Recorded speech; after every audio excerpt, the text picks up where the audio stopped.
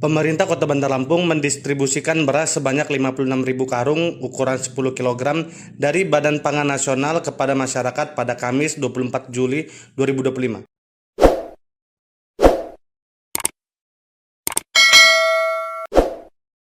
Wali Kota Bandar Lampung Eva Duyana mengatakan bantuan ini merupakan kolaborasi antara pemerintah pusat dan daerah dalam mengupaya menjaga ketahanan pangan warga.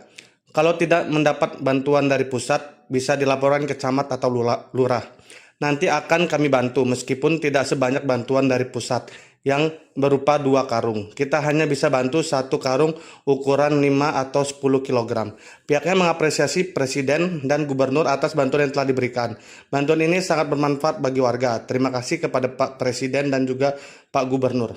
Alhamdulillah kita dibantu oleh pemerintah pusat, beras kepada masyarakat Bandar Lampung. Tadi sudah sampaikan yang bisa dapat nanti laporkan ke kecamatan ke kelurahan, nanti insya Allah akan kita bantukan juga. Tapi memang tidak sama dengan dari pusat.